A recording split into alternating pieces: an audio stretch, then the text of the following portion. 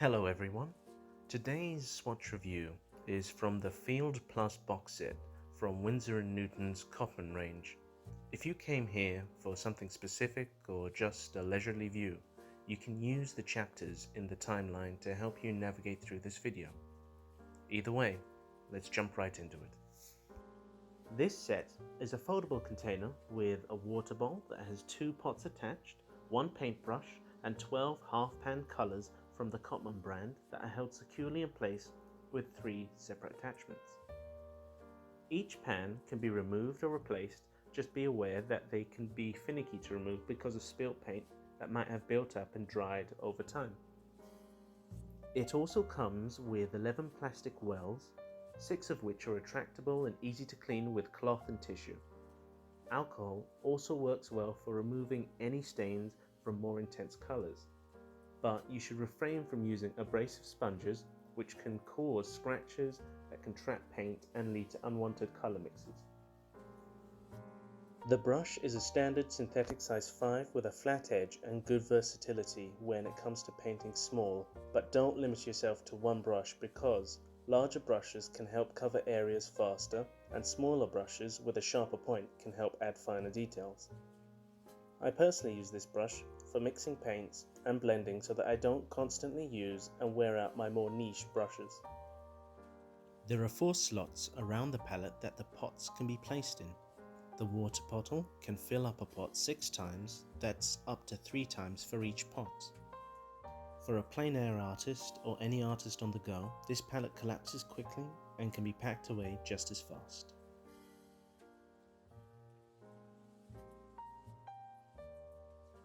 Cadmium yellow pale hue and cobalt blue are 2 of my most used colours in this set.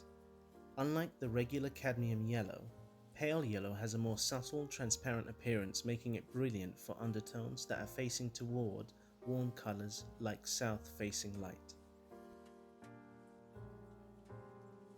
Cadmium yellow hue has a distinct warm tone that matches well with other warm colours like cadmium red. Its thick yellow pigment makes it useful for bright yellow objects as well as flowers and scenic paintings.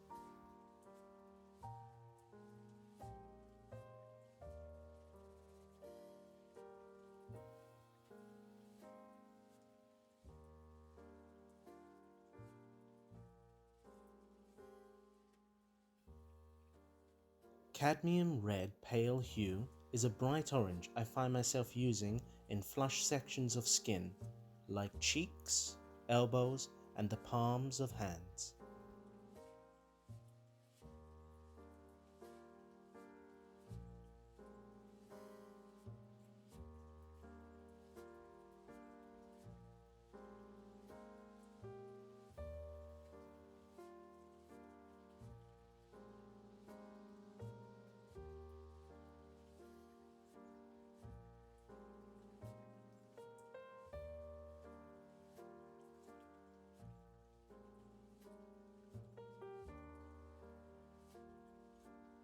Alizarin red has this violet colour, and because of its cool tone, I find myself mixing it with cobalt blue, ultramarine, and burnt umber.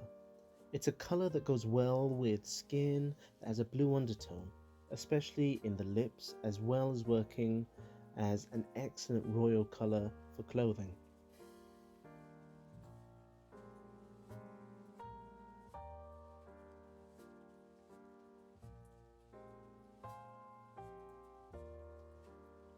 Ultramarine can be used to make some large array of violets, indigos, purples and darker shades of red. When mixed with burnt umber, it also makes an impressive grey.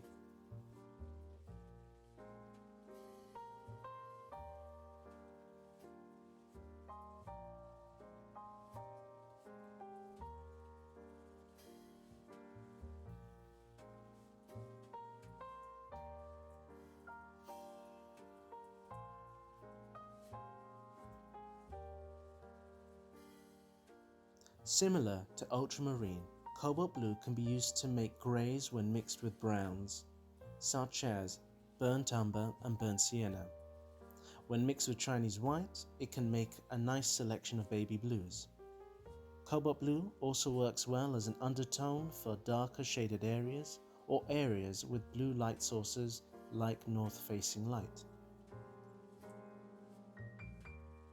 Viridian is this cool green which makes it great for dense thickets and foresty areas. However, it's my least used colour because I usually mix my yellows and blues to make green. However, it can be mixed with ultramarine to make a sea green that works well for water or adding different shades of green in plants. Sap green is a warm, slightly yellowish green that has this transparent effect.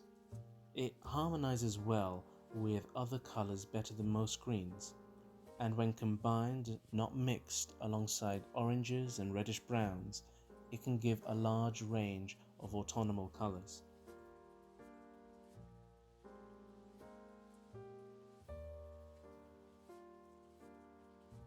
Yellow ochre is a popular warm yellow watercolor with an earthy pigment which has a nice transition color between yellow and orangish red, making it complementary for the siennas and browns. Cotman's yellow ochre is opaque with a slightly orangish yellow that is smooth and slightly creamy in appearance.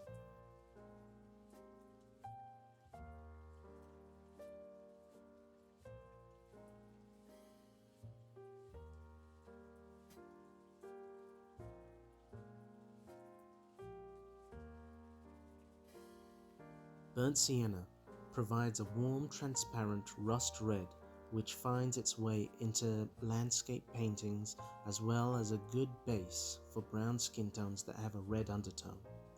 I personally enjoy using it on metal objects to give the metals a more aged appearance.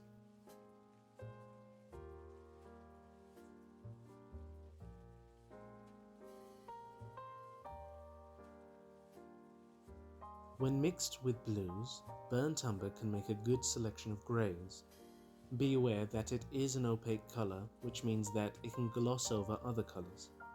If you're ever unsure about how much burnt umber to add, it would be best to layer it on with a diluted version.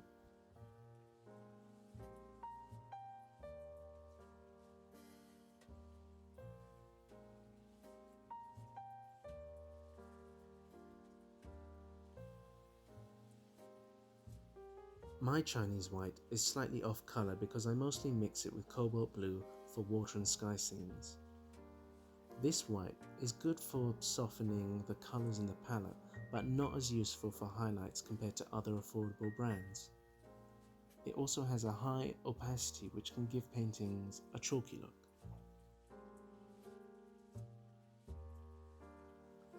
After the paint has had some time to dry, we'll come back and give it a second layer to give it this nice glazing effect. And then, using a damp brush, we'll see how much pigment we can actually lift off from the paper.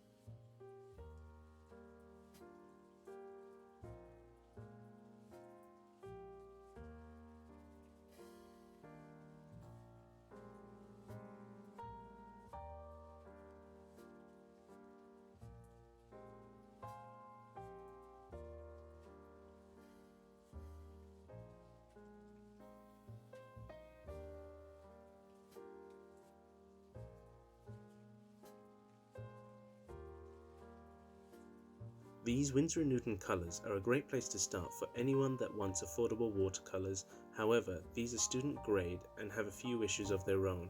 Despite being quite saturated and vibrant, all the colours scale low in regards to light fastness, which means that they would start fading after a couple years or even a few months if exposed to sunlight.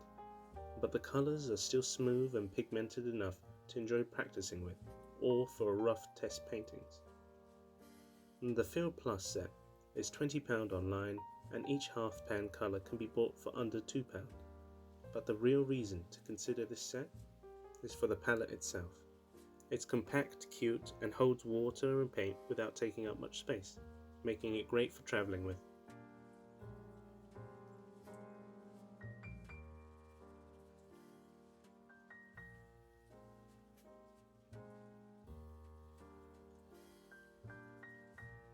I hope this video was useful, and I'll upload high quality images of the swatches to my Instagram account and my website if you need to see the colours in closer detail.